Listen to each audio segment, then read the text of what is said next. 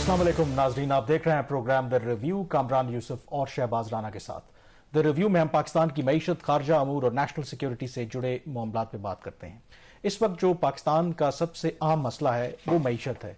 Early elections हों या जो बाकी मामलात हों वो अपनी जगह पे, लेकिन इसमें कोई दो राय नहीं है कि पाकिस्तान इस वक्त माजी में भी मुआशी मुश्किलात से दो चार रहा है, लेकिन ये जो फेज़ है शायद पाकिस्तान के एक मुश्किल तरीन जो फेजेस हैं उनमें से एक फेज़ है, क्योंकि पाकिस्तान के जो ज़र मुबादला के ज़खायर हैं इस वक्त कुछ 6.7 अरब डॉलर तक पहुंच गए हैं, यानी कि वो सिर्फ एक माह की इम्पोर्ट के लिए काफ़ी हैं। आमतौर पर जो सेफेस्ट ऑप्शन समझा जाता है कि कम से कम किसी भी मुल्क के लिए 3 माह का जो इम्पोर्ट कवर है वो होना चाहिए। और इसमें जो सबसे इंपॉर्टेंट और सबसे अहम इस वक्त जो मसला है कि आगे कोई उम्मीद भी ऐसी नजर नहीं आ रही कि पाकिस्तान को आइंदा आने वाले महीनों में कोई इस तरह के डॉलर्स मिलेंगे कि हम इससे बाहर आ सकें। दो के गवर्नमेंट जो है वो कॉन्फिडेंट है कि वो इस क्राइसिस को मैनेज कर लेगी। और शहबाज, इस तनाजुर में जाहिर है कि मैंने पहली दफा ये महसूस किया है कि लोग अब जब बात करें तो जेन्युइनली दे आर वरिड। और कई लोगों ने मुझे ये भी कहा कि इन दिनों में हम बेसिकली आपका ही प्रोग्राम देखते हैं, क्योंकि इस वक्त तो सबसे बड़ा मसला है ही मईशत, बाकी इलेक्शंस बाकी मामला तो अपनी जगह पे। अब इसमें जो बाकी जो अफवाहें गर्दिश कर रही हैं कि शायद हालात अब उस तरफ जा रहे हैं कि मुल्क में एक इकोनॉमिक एमरजेंसी हमें लगानी पड़े, व्हाट्सएप के ऊपर, सोशल मीडिया के ऊपर मुख्तलिफ मैसेजेस भी गर्दिश कर रहे हैं। गवर्नमेंट क्या कहती है? Government at least on the face of it ये जरूर कहती है कि यस क्राइसिस है, बट परेशान होने की जरूरत नहीं है। देखिए, हुकूमत इस वक्त बहुत बुरी तरह फंस चुकी है और वजीर खजाना इसहाक डार साहब भी सोचते होंगे कि मैं किधर आ गया।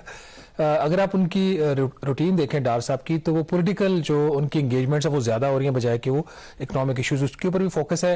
प्रेसिडेंट जो है डॉक्टर आरिफ अलवी, उनके साथ मेरे 4 या 5 मुलाकातें अभी तक डार साहब की नोन हो चुकी हैं। अगर कोई चीज ऐसी जो रिपोर्ट नहीं हुई तो वो इसके अलावा हमें नहीं उसका पता। तो इस वक्त सूरत हाल ये है कि जो इकोनॉमिक सिचुएशन और जो पीएमएलएन का और इत्तेहादी जमातों का एक प्लान था कि नवंबर से जो फरवरी मार्च का पीरियड होगा वो रिलेटिवली पीरियड ऑफ स्टेबिलिटी होगा और इस अरसे में कुछ ये मेजर्स लेंगे, मेजर्स लेने के बाद एक थोड़ा सा स्टेबिलिटी का लेवल अचीव हो जाएगा तो फिर ये आगे जाके बजट में रिलीफ देंगे और फिर अगस्त में इलेक्शन हो जाएंगे। वो हुआ नहीं है। सबसे बड़ा जो सेटबैक डार साहब को लगा कि जो IMF का प्रोग्राम था वो रिस्टोर नहीं करवा सके अभी तक। एज ऑफ टुडे हमारे पास कोई तारीखें नहीं कि IMF का मिशन जो है पाकिस्तान कब आएगा कब नहीं आएगा, जिसकी वजह से जो रिजर्व्स के ऊपर ड्रॉ डाउन था वो इतना मैसिवली होना शुरू हो गया कि अब हमारे जो फॉरेन एक्सचेंज रिजर्व्स है बहुत ही क्रिटिकल लेवल के ऊपर पहुंच चुके हैं। आपने फरमाया 6.7 अरब डॉलर, 6.7 अरब डॉलर इटसेल्फ कोई नंबर नहीं है। 6.7 अरब डॉलर 4 साल की तारीख का सबसे कम तरीन ये रिजर्व का लेवल है लास्ट है। और if I am not wrong, इसमें वो पैसा भी है जिसको हम हाथ नहीं लगा सकते, वो सिर्फ दिखाने के लिए हमने रखा हुआ है। ये भी मसला है। वो फिर मैं सारे बता दूं तो पैनिक क्रिएट हो जाएगा कि हम कितने नेगेटिव हैं। बिलियन, मैं इतना कह सकता हूं 10 अरब डॉलर से ज्यादा हमारे रिजर्व्स नेगेटिव है, मोर देन 10 बिलियन डॉलर। वो जो आपको नजर आता है कोई 6 अरब डॉलर का प्राइवेट रिजर्व का लेवल, उसमें भी ऑलरेडी हुकूमत पाकिस्तान ये स्टेट बैंक ऑफ पाकिस्तान 4.5 अरब डॉलर बोरो कर चुकी है। तो वो उधर भी एक डबल काउंटिंग हो रही है। अब सूरत हाल इस वक्त ये हो गई है कि 19 जनवरी 2019 के बाद ये रिजर्व्स का लोएस्ट लेवल है। मंथली जो इंपोर्ट बिल आपका पिछला आया था नवंबर का वो था 5.2 बिलियन डॉलर, बावजूद इसके कि बहुत ज्यादा हमने इंपोर्ट्स करटेल की हुई है। तो इस बैकग्राउंड में जो इकोनॉमिक इमरजेंसी का जो मैसेज है वो फ्लोट होता है और वजारत खजाना इसकी बड़ी एक पुरजोर तरदीद कर चुकी है कि इकोनॉमिक इमरजेंसी हम नहीं लगा रहे।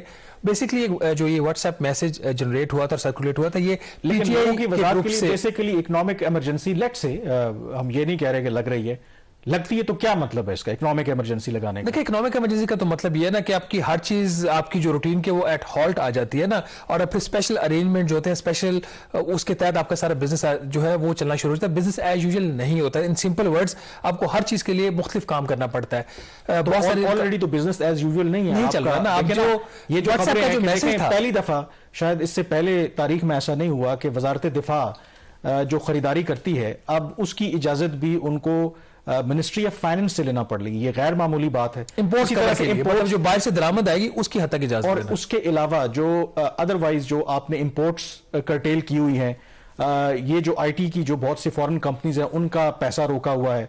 कई जो फॉरेन एयरलाइंस हैं वो भी ये शिकायत आ रही है कि उनका पैसा भी रिपैट्रिएट नहीं हो रहा। तो नाम का डिविडेंड पे नहीं हो रहे, इकोनॉमिक इमरजेंसी नाम नहीं दे रहे, बट इन रियलिटी काम तो हम सारे वही कर रहे हैं। सोशल मीडिया के ऊपर जो मैसेज सर्कुलेट कर रहा था ना, उसके 3 पॉइंट्स तो ऑलरेडी हम इंप्लीमेंट कर रहे हैं। उसका एटलीस्ट 2 पॉइंट, जो पॉइंट 7 है कि इंपोर्ट्स को बिल्कुल बंद कर दें, कर्टेल कर देंगे। इस वक्त जो है आपकी एसेंशियल और इंपोर्ट्स के अलावा तो कोई इंपोर्ट हो नहीं रही, और एसेंशियल भी पूरी नहीं हो रही। हमने पिछले प्रोग्राम में बड़ी तफसील से बताया था कि स्टेट बैंक ऑफ पाकिस्तान को यह दरखास्त की गई कि खुदारा पूरी एलसीज खोलिए, वरना दिसंबर के आखिर तक आपका डीजल का स्टॉक मुल्क में खत्म हो जाएगा। यही सूरत हाल मेडिसिन की आ रही है, यही सूरत हाल आपकी जो बाकी फूड इंपोर्ट्स है, एसेंशियल की मैं बात कर रहा हूं, उनकी आ रही है। तो वो तो इकदाम हम ऑलरेडी कर रहे हैं। अच्छा, एक फिर इसमें यह था कि उसी मैसेज के अंदर कि एनर्जी कंजर्वेशन के मय्यज हम लेंगे। ये स्टेट बैंक ऑफ पाकिस्तान कब से कह रहा है कि आप मार्केटों को जल्दी बंद करवाएं, बाकी आप राशनिंग करें, वो काम भी नहीं हो रहा। तो इन इटसेल्फ लेकिन ऑफिशियली हम इकोनॉमिक इमरजेंसी डिक्लेयर नहीं करेंगे। हाँ, लेकिन काम वही करेंगे। लेकिन ये दूसरा जो आई थिंक जिस पे बिल्कुल मैं एग्री करता हूं कि इकोनॉमिक इमरजेंसी हो या नॉर्मल हालात हो, हमें जो अपना लाइफस्टाइल है ये बदलना पड़ेगा। देखिए, सबसे बड़ा जो हमें ऑयल का है ना बिल जो इंपोर्ट पड़ता है, ये जो हमारे यहाँ कल्चर है कि रात के 12-12 बजे तक मार्केट्स खुली रहती हैं, आई थिंक ये सिलसिला बंद होना चाहिए पूरी दुनिया में। ये हमें एक हैबिट बना देनी चाहिए, एक नेशनल जो है ना एक कल्चर होना चाहिए कि आप जो शाम के टाइम, मगरिब के टाइम, या बहुत कह लें इशा के टाइम पे आप तमाम कारोबार बंद कर दें। अब उसके 2 फायदे होंगे, एक तो जो कारोबार बंद होंगे, फैक्ट्रीज बंद होंगी, दुकानें बंद होंगी, एनर्जी आपकी कंजर्व जो है वो होगी, क्योंकि आप उतना फिर आपका जो इंपोर्ट बिल है वो कम होगा। दूसरा, जब ये मार्केट्स नहीं खुली होंगी तो लोग घर बैठेंगे, फैमिली के साथ टाइम स्पेंड करेंगे, जब गाड़ियां निकालेंगे तो वो भी आपको फ्यूल की बचत होगी। तो इसको तो मेरे ख्याल में करने की जरूरत है। लेकिन यहां पे भी मुझे लगता है प्रॉब्लम ये है कि ये पीएमएल की गवर्नमेंट है, इनका जो वोट बैंक है वो ये सारे ताजर और इसी तरह के दुकानदार हैं, तो ये उनको नाराज नहीं करना चाहते शायद। अब यही प्रॉब्लम हो गया ना कि कौन सा कदम उठाएं कि आपके जो कोई सियासी जमात नाराज ना हो रही हो, आपको कोई वोट बैंक है वो नाराज ना हो रहा हो। तो डॉक्टर साहब तो इन्हीं चक्रों में फंसे हुए हैं। आज भी वज़ीर ख़ज़ाना ने एक मीटिंग ली है मुख्तलिफ गवर्नमेंट मिनिस्ट्रीज की, खासतौर पर उसमें FIA के लोग थे, कस्टम्स के थे, बाकी लॉ मिनिस्ट्री थी। अब ये सूरत हाल हो गई है कि आज वहां से जो मिनिस्ट्री ऑफ फाइनेंस ने जो प्रेस रिलीज जारी की है कि उसमें डॉक्टर साहब हदायत कर रहे हैं कि आप प्रोएक्टिव मेजर्स लें ताकि स्मगलिंग रोकी जा सके। मतलब ये हदायत कर रहे हैं कि प्रोएक्टिव मेजर्स लें, तो लिए क्यों नहीं गए? अगर लिए नहीं गए तो आज कितने बंदों को सैक किया, सस्पेंड किया। तो हम अभी भी मीटिंग्स खेल रहे हैं, इकोनॉमिक स्टेबिलिटी की तरफ हम नहीं बढ़ रहे। इसी प्रेस रिलीज में जिसमें मिनिस्ट्री ऑफ फाइनेंस ने बात कही थी कि जी इकोनॉमिक इमरजेंसी हम बिल्कुल रूल आउट कर रहे हैं, ये लग ही नहीं सकती, उसके अंदर उन्होंने एक और दावा भी किया कि पाकिस्तान की जो इकोनॉमी टुवर्ड्स इकोनॉमिक स्टेबिलिटी जा रही है। मैं पढ़ के थोड़ा सा हैरान हुआ कि ये कौन सी इकोनॉमिक स्टेबिलिटी है जहां पे आपकी दिफाई जो इंपोर्ट्स हैं उसके ऊपर आप कदगने लगा रहे हैं, खाने पीने की अशिया की इंपोर्ट्स के ऊपर कदगने लगा रहे हैं, पाकिस्तान में फैक्ट्रियां बंद हो रही हैं, तो आप इकोनॉमिक स्टेबिलिटी की बात कर रहे हैं। मेरे लिए एक चीज और हैरानकुन थी कि अभी भी जो भी हो रहा है ना वो पाकिस्तान की हुकूमत की वजह से नहीं हो रहा, उसके फैक्टर्स जो है वो कुछ और ही हैं, वो दूसरों की वजह से हो रहा है, वो यूक्रेन रशिया वॉर की वजह से हो रहा है। जो प्रॉब्लम्स आ रही हैं हमें वो हमारी वजह से नहीं हो रही।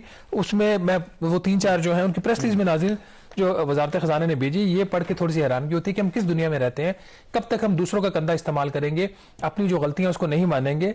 जो फाइनेंस मिनिस्टर की प्रेस रिलीज है उसमें जो ऑपरेटिव पैरा है उसमें एक लिखा हुआ है जी, the present difficult economic situation is mainly the result of exogenous factors like commodity super cycle, Russia-Ukraine war, global recession, trade headwinds, Feds मतलब Federal Reserve जो US का है, increase in policy rates and devastation wreaked by unprecedented floods। तो मतलब सब कुछ गलत कर रहा है वो, या नेचर कर रही है इनके साथ, या यूक्रेन कर रहा है, या रशिया कर रहा है, या US का जो रिजर्व है, फेडरल रिजर्व उनकी जो सेंट्रल बैंक है वो कर रही है। वजारत खजाना कुछ नहीं कर रही, प्राइम मिनिस्टर ऑफ पाकिस्तान कुछ नहीं कर रहे, अपोजिशन कुछ नहीं कर रही। तो ये वो सारी सूरत हाल है कि हम अभी भी ब्लेम गेम में जा रहे हैं अपनी रिस्पॉन्सिबिलिटी। मेरे ख्याल में ये एग्जैक्टली यही जो पोजीशन है, ये जो तहरीक इंसाफ या इमरान खान साहब हैं वो भी यही पोजीशन लेते रहे कि उनकी मुआशी पॉलिसियां बड़ी जबरदस्त थी, कोविड की वजह से, ये रशिया यूक्रेन वॉर की वजह से, और जो इंटरनेशनल मार्केट में कीमतें ऊपर गई उसकी वजह से तमाम मसाइल पैदा हुए। तो इस मामले में ये दोनों सेम पेज पे हैं। हालांकि हकीकत यह है कि ठीक है उन मामलात का कंट्रीब्यूशन होगा, लेकिन जो हमने रिफॉर्म्स करनी थी, जो IMF ने हमसे जो बहुत सी ऐसी रिफॉर्म्स जो हमारे हक में थी वो हमने नहीं की। ब्रेक पे जाएंगे और ब्रेक के बाद तस्करा करेंगे कि ज़ाहिर इस जो मुआशी मसाइल हैं, जो जिस गंभीर सूरत हाल है, इससे निकलना तो है, हमें ज़र मुबादला के ज़खायर चाहिए वरना हम दिवालिया हो जाएंगे। तो क्या ऑप्शंस हैं? पाकिस्तान अब क्या कर रहा है? किस दोस्त मुल्क के पास जा रहा है कि प्लीज हमें डॉलर दीजिए? ब्रेक के बाद बात करेंगे।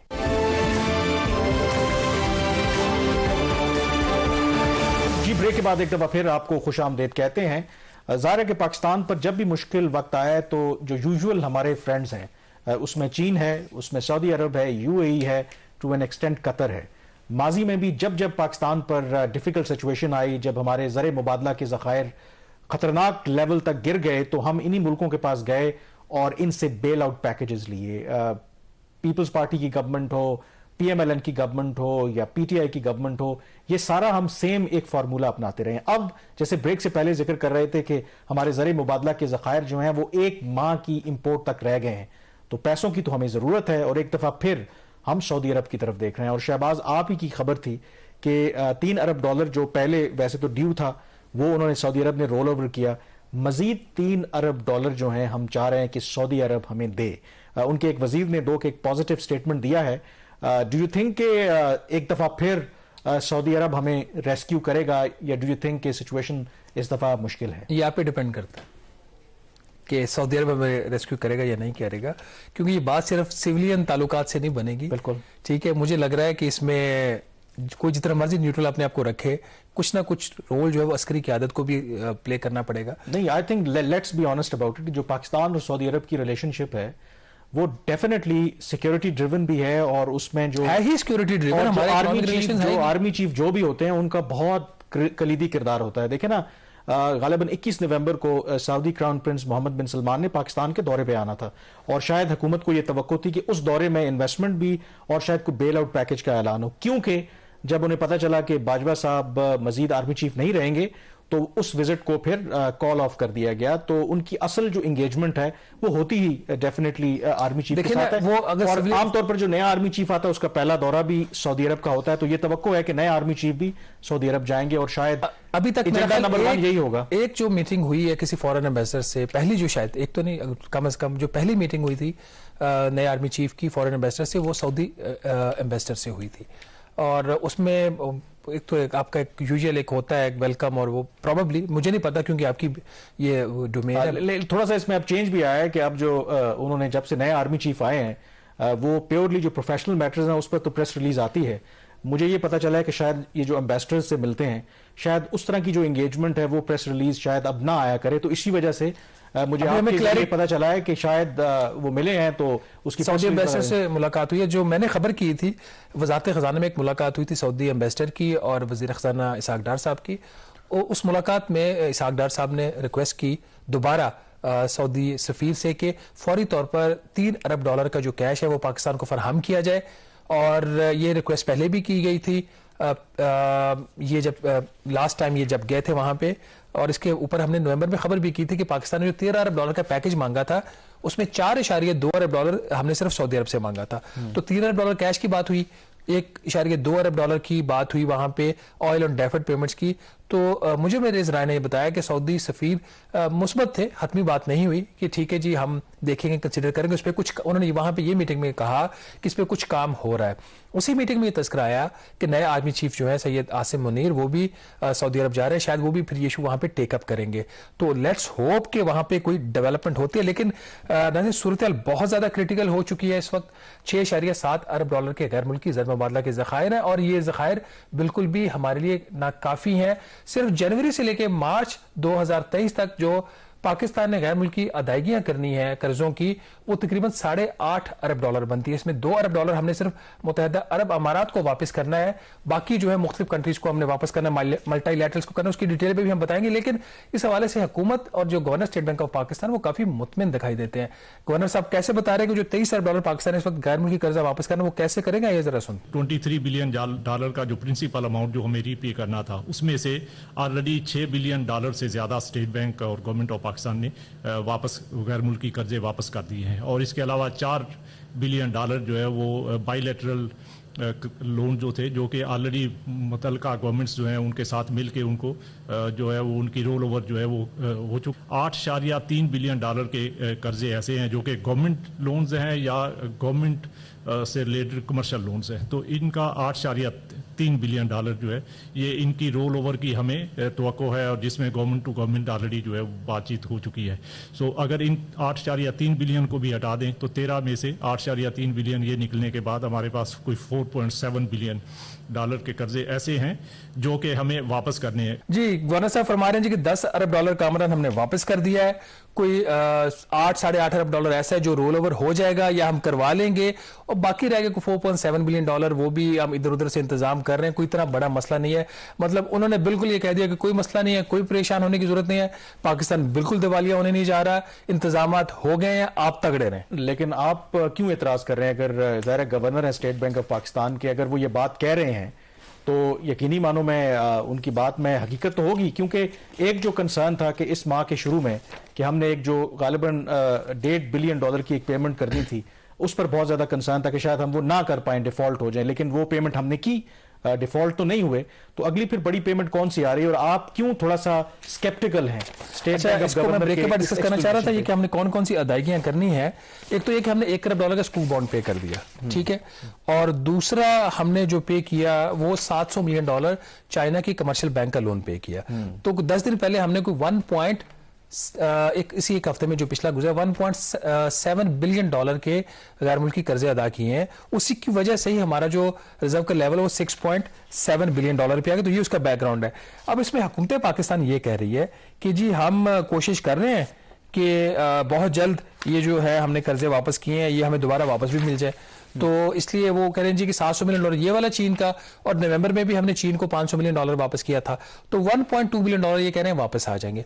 लेट्स होप वापस आ जाएंगे, लेकिन इसमें बहुत ज्यादा टाइम कंज्यूम होता है। और इस दौरान हो क्या रहा है कि आपके रिजर्व जब नीचे जा रहे हैं तो आपके गैर मुल्की जो करेंसी है, आपका जो एक्सचेंज रेट है, उसके ऊपर भी दबाव आ रहा है। एक आपको मैं एक इंटरेस्टिंग स्टोरी यहाँ पे बताता हूँ। कल एक मीटिंग होती है स्टेट बैंक ऑफ पाकिस्तान के बोर्ड ऑफ डायरेक्टर्स की।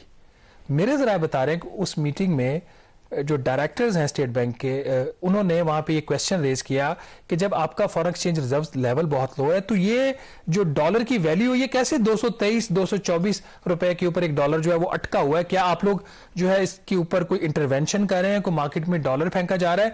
तो इसके हवाले से वहां पे काफी गर्म बहस हुई। ये जो मुझे इतलात वहां से जराए से आई हैं, और मैंने कम से कम 3 लोगों से कंफर्म किया जो इस मुलाकात में मौजूद थे।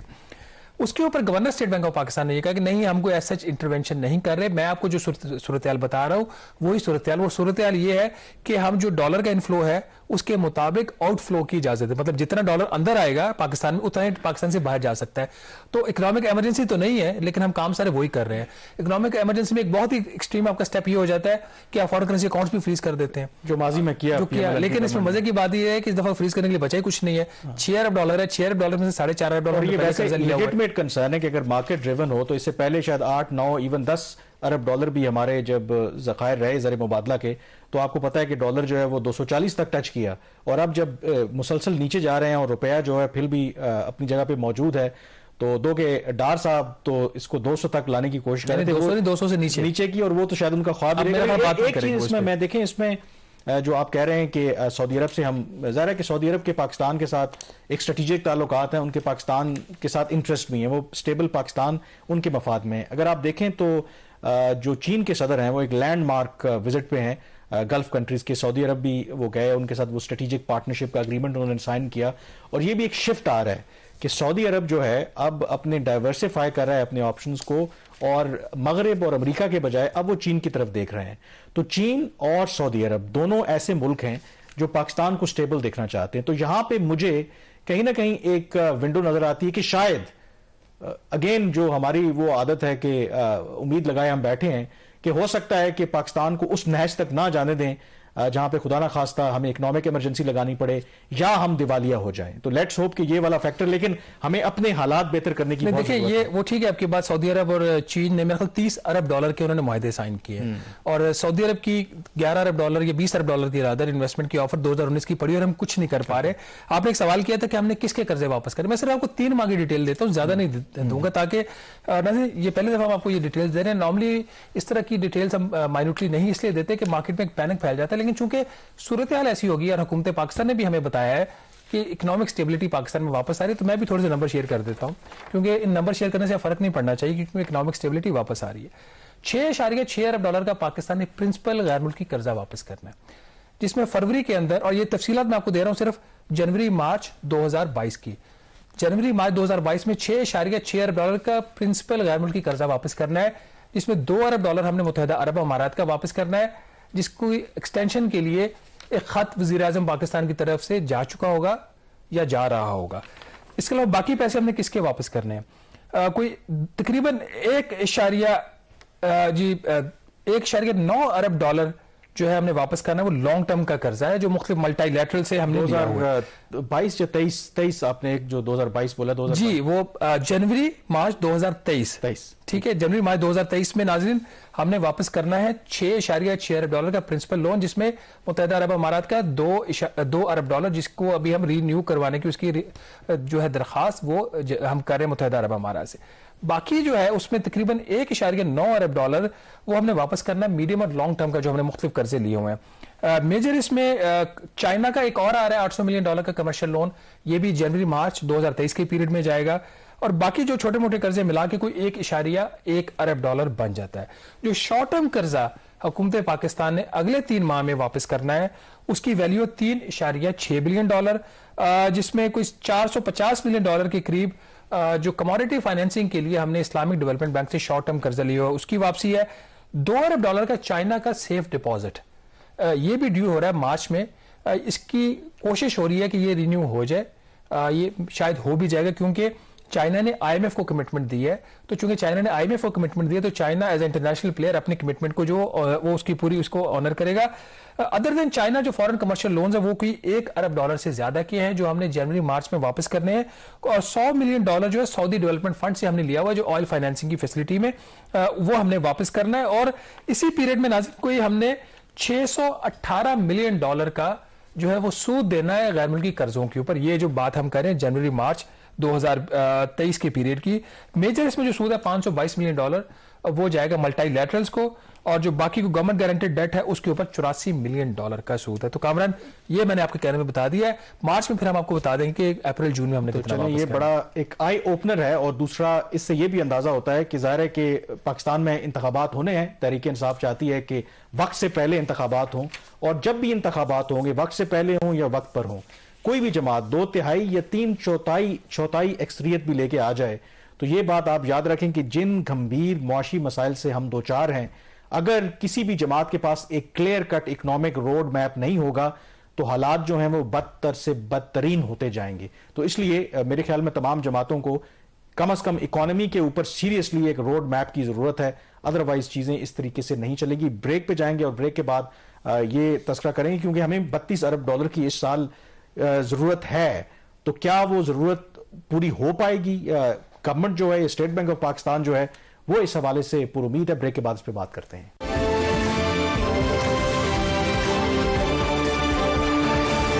जी ब्रेक के बाद एक दफा फिर आपको खुशामदीद कहते हैं। ब्रेक से पहले शहबाज ने आपको एक पूरा ब्रेकअप दिया कि आइंदा आने वाले महीनों में पाकिस्तान ने किसका कितना कर्जा अदा करना है, शराय सूद की मद में कितने पैसे देने हैं, और दूसरी तरफ आपको पता है कि हमारे जो ज़र मुबादला के ज़खायर हैं वो 6.7 अरब डॉलर हैं। तो जो पाकिस्तान का गुज़श्ता कई अरसे से एक तरीका रहा है कि एक तरफ हम तरफ से कर्जा पकड़ते हैं और दूसरी तरफ से कर्जा उतार देते हैं, और जो इस साल की हमारी जो रिक्वायरमेंट्स हैं वो 32 अरब डॉलर की हैं। अगर नहीं होंगी तो यकीनी तौर पर पाकिस्तान के दिवालिया होने के जो खदशात हैं वो बढ़ जाएंगे। तो शहबाज क्या सूरत हाल है? जैसे आप ब्रेक से पहले भी बात कर रहे थे कि अदरवाइज तो जो स्टेट बैंक के गवर्नर हैं वो तो ऑप्टिमिस्टिक हैं, but easier said than done. एक जो चीज है देखें, जो अगली किस्त 1.2 अरब डॉलर की आईएमएफ से जो हमें आनी है, अभी तक वो रिव्यू तक तो पूरा हो नहीं रहा। आईएमएफ का जो डेलीगेशन है वो पाकिस्तान तक तो आ नहीं रहा। बाकी रही दोस्त ममालिक की बात, वो भी शायद अब आपको जो माजी का हमारा रिसेंटली तजुर्बा रहा है वो इतना ईजीली अब आपको बेल आउट नहीं देते। तो डू यू थिंक कि ये 32 अरब डॉलर हमें मिल जाएंगे? देखिए, ये जो अभी हम डिटेल शेयर करने लगे हैं ये हुकूमत पाकिस्तान ने आईएमएफ के साथ शेयर की हैं इसी हफ्ते, कि चूंकि आईएमएफ का मिशन पाकिस्तान आ नहीं रहा, उनको क्रेडिबिलिटी के सीरियस क्राइसिस है हुकूमत पाकिस्तान के साथ। तो उन्होंने कहा जी कि आप हमें डिटेल्स डाटा पहले देंगे, हम उसको रिव्यू करेंगे, स्क्रूटिनाइज करेंगे, हमें आपकी बात समझ आई तो हम आ जाएंगे। 3 नवंबर 2022 को आईएमएफ की हमें ट्रांच मिल जानी चाहिए थी, जिसका आपने अभी 1.2 बिलियन डॉलर का जिक्र किया, अभी तक नहीं मिली। जनवरी में मिलती है, फरवरी में मिलती है, हमें नहीं पता अभी तक, क्योंकि मिशन ही नहीं है अभी तक। अच्छा, बात कर लेते हैं 32 अरब डॉलर के आया नंबर कहां से। इसमें 26 अरब डॉलर का जो फिगर है वो वजारत खजाना का ख्याल है कि उनकी डायरेक्ट रिस्पॉन्सिबिलिटी है वो अरेंज करेंगे। बाकी जो 6 अरब डॉलर है उसमें 4 अरब डॉलर IMF का है जो इस जून 2023 तक आना है, और 4 का आपको पता है अभी तक 1.2 का टाइम गुजर चुका है। तो अगर ये दिसंबर का क्वार्टर भी पूरा हो जाता है, 1.2 अरब डॉलर में कब का मिलना था? जुलाई सितंबर 2022 के पीरियड का, वो गुजर चुका है। तो अब अगर दिसंबर भी कंप्लीट हो जाता है, दिसंबर के बाद IMF का मिशन आता है, लेट से अगर नहीं आता दिसंबर में तो फिर वो कहेगा कि दिसंबर का डाटा भी हमारे साथ बैठ के रिव्यू करो। तो फिर जब फरवरी मार्च में बोर्ड बैठेगा तो क्या वो फिर एक ट्रांच अप्रूव करेगा, 2 करेगा? तो 4 अरब डॉलर के ऊपर भी एक सवालिया निशान है। उसके अलावा 2 अरब डॉलर का UAE का रोल ओवर है, हो जाएगा उम्मीद, उसकी उम्मीद तो है। बाकी जो 26 बिलियन डॉलर की बात कर रहे थे, 26 बिलियन डॉलर में से तकरीबन इनका ख्याल है कि 23.5 अरब डॉलर या 23 अरब डॉलर ले लें मोटा नंबर, वो है गैर मुल्की कर्जे, और 1.5 अरब डॉलर इनका ख्याल इनको ग्रांट मिल जाएगी। और ग्रांट का भी अगर आप फिगर देख लें, इन्होंने काफी ज्यादा उसको लोड किया हुआ थर्ड और फोर्थ क्वार्टर में। थर्ड क्वार्टर में इनका ख्याल है इनको कोई 650 मिलियन डॉलर की ग्रांट मिल जाएगी और 670 मिलियन डॉलर की फॉरेन ग्रांट इनको मिलेगी फोर्थ क्वार्टर में। हो सकता है मिल जाए। अभी तक 29 मिलियन डॉलर इनको सिर्फ पहले क्वार्टर में मिले हैं और दूसरा क्वार्टर अभी चल रहा है। एस्टिमेटेड इनका ख्याल है कोई 80 या 85 मिलियन डॉलर मिलेगा। अब 80-85 मिलियन डॉलर यकदम ये 648-650 मिलियन डॉलर पे थर्ड क्वार्टर पे पहुंच जाएंगे, मुझे नहीं पता कैसे पहुंचेंगे। अब लोन्स की अगर बात कर लें, जो 23-23.5 अरब डॉलर के ख्याल है इनको कर्जे मिलेंगे गैर मुल्की, उसमें कोई 10.5 अरब डॉलर के इनके लॉन्ग टर्म जो लोन्स हैं वो शामिल हैं। मेजर इन्होंने प्रोग्राम लैंडिंग रखी हुई है, इसके अंदर 5 अरब डॉलर की within programme lending. World Bank का इन्होंने कोई एस्टिमेट किया हुआ है जी कि वर्ल्ड बैंक की तरफ से भी हमें अच्छे खासे पैसे मिल जाएंगे। लेकिन वर्ल्ड बैंक का प्रॉब्लम यह है कि वर्ल्ड बैंक का लोन तब ही आएगा जब उसके प्रोग्राम की आप कंडीशन जो है वो मीट करेंगे। अब वो इनका ख्याल है जी कि वर्ल्ड बैंक की तरफ से इनको कोई 500 मिलियन डॉलर मिल जाएगा थर्ड क्वार्टर में, जनवरी मार्च के पीरियड में। बट उसके लिए इनको वो सेल्स टैक्स के कुछ मिसाइल हैं, पब्लिक डेट ऑफिस के कुछ मिसाइल हैं नाज़रीन, वो इन्होंने कंप्लीट करने। और फोर्थ क्वार्टर में वर्ल्ड बैंक से एक्सपेक्ट कर रहे हैं कि 930 मिलियन डॉलर के करीब प्रोग्राम लोन मिल जाएगा। लेकिन वो जो 930 मिलियन डॉलर है उसके अंदर एक 500 मिलियन डॉलर है पेस का, ऐसा कर्जा जिसके लिए कुछ आपको IPPs के मुआहदे की को रीनेगोशिएट करना है या एटलीस्ट उसका जो डेट है उसको रिस्ट्रक्चर करवाना है।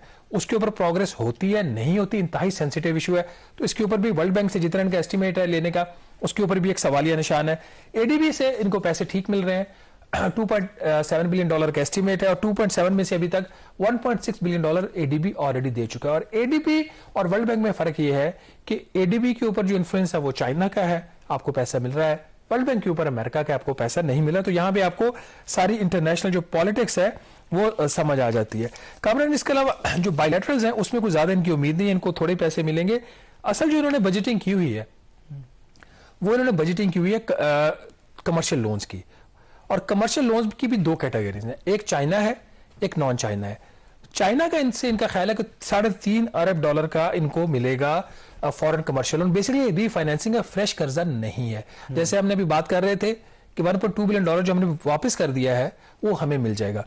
तो इसी तरीके से इनका यह ख्याल है कि 3.5 बिलियन डॉलर चाइना से मिलेगा, जिसमें दूसरे क्वार्टर में इनको ख्याल है कि 1.4 बिलियन डॉलर मिल जाएगा। मिलता या नहीं मिलता इस पर डाउट्स हैं। तीसरा क्वार्टर जो जनवरी मार्च का पीरियड है उसमें भी ये एक्सपेक्ट कर रहे हैं कोई 800, फिर आगे भी इसी तरह का है। बट असल जो चीज आगे जाके आएगी, इनको जो प्रॉब्लम्स आएगा वो शॉर्ट टर्म में जो non China foreign commercial loans है उसका भी एस्टिमेट कामरान इन्होंने रखा हुआ कि 2.8 अरब डॉलर का। ये एक बड़ा नंबर है। ये आता है या नहीं आता इसके ऊपर सवालिया निशान, ना सिर्फ मेरा बल्कि मेरे ख्याल में स्टेट बैंक गवर्नर ने इस हवाले से भी एक बयान दिया कि क्या कमर्शियल जो लोन्स हैं वो पाकिस्तान को मिल पाएंगे। इस हवाले से उन्होंने क्या कहा, आइए सुनते हैं। इस साल में यूरो बॉन्ड हमारी जो रेटिंग जिस लेवल के ऊपर है और दूसरा इस तरह रिस्क प्रोफाइल जिस तरह बढ़ा हुआ है, तो इन हालात के अंदर इस वक्त जो है वो यूरो बॉन्ड तो मेरा ख्याल है एक्सपेक्ट करना एक रियलिस्टिक अप्रोच नहीं है।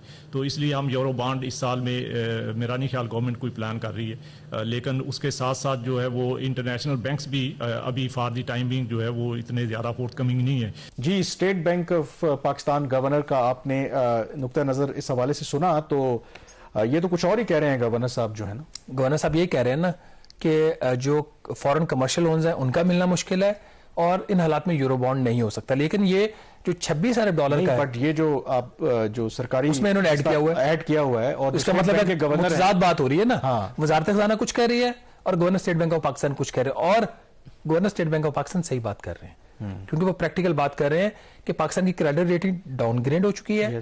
अगर आप इन हालात में यूरो बॉन्ड या कमर्शियल लोन लेने जाते हैं बहुत एक्सपेंसिव, तो कमर्शियल लोन आपको 9-10% से नीचे नहीं मिलेगा, यूरो बॉन्ड 12-13% से नीचे नहीं आपका होगा।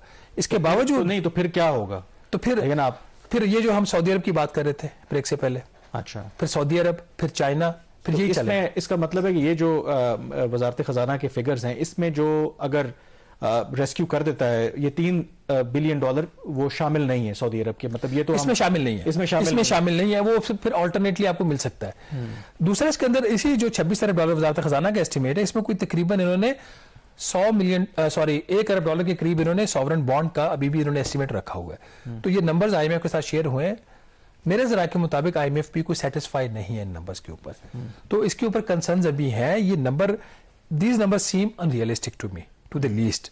अब इसमें जो गैप आएगा उसको वजारत खजाना कैसे पूरा करती है, कैसा नहीं करती, और जो governor state bank of Pakistan का बयान है, जो उन्होंने पॉडकास्ट था स्टेट बैंक का, वहां पे उन्होंने वो उनका एक इंटरव्यू था इंटरनली, तो उसके हवाले से वो स्टेटमेंट हमारे सामने आ चुकी है। मेरा ख्याल है कि काफी मुश्किल हालात हैं आगे। एंड डू यू थिंक कि जो इसहाक डार साहब हैं उनको इस चीज का अदराक है? क्योंकि जो PMLN के कुछ हल्के थे, ज़ाहिर है मिफ्ता साहब पे वो तनकीद करते थे जब वो मुश्किल फैसले ले रहे थे, और उससे ज़ाहिर है कि PMLN गैर मकबूल हुई, और जब इसहाक डार साहब आए तो PMLN के अपने ही लोग मिफ्ता साहब पे वो तनकीद कर रहे थे और बड़ी उम्मीदें लगा बैठे थे कि अब इसहाक डार साहब आ गए हैं, डॉलर भी नीचे आ जाएगा, महंगाई भी कम हो जाएगी, हमें कर्जे भी मिलेंगे, बाकी मामलात भी ठीक हो जाएंगे। तो इतने सारे अरसे में क्या इसहाक डार साहब को रियलिटी चेक मिल गया है? मतलब क्या आपकी ज़ाहिर इंटरेक्शन होती है? मेरा ख्याल है कि वजीर खजाना साहब को अंडरस्टैंडिंग तो पहले भी थी, अब उनको पता लग गया कि इतना आसान काम नहीं है, इसीलिए उनकी मुलाकातें सदर आरिफ अलवी से बढ़ रही हैं। अच्छा, चलें लेट्स सी क्या होता है इन मुलाकातों में। और ना सिर्फ ये मसाइल है कि जब पाकिस्तान के मौशी मुश्किलात बढ़ रही हैं तो जाहिर है कि उससे ना सिर्फ आम आदमी, मुतवस्सित तबके का आदमी, हर तबके का अफराद मुतासर हो रहा है। खास करके जो सरकारी मुलाजमीन है, महंगाई में इतना इजाफा हुआ है, उनकी तनख्वाहों में उस तरह से इजाफा नहीं हुआ। और इस्लामाबाद के अंदर हमने देखा है कि सरकारी मुलाजमीन हुकूमत के खिलाफ एहतजाज कर रहे हैं, और एक मौके पर तो इसहाक डार साहब ने प्राइम मिनिस्टर ऑफिस जाना था तो उन्होंने पिछले दरवाजे से जाना पड़ा, क्योंकि जो एहतजाज कर रहे थे मुलाजमीन, उन्होंने उन्हें जाने नहीं दिया। इनका क्या इशू है? क्या इसहाक डार साहब या वजारत खजाना अपने ही मुलाजमीन को सेटिस्फाई कर पाएगी? ब्रेक के बाद उस पर बात करेंगे।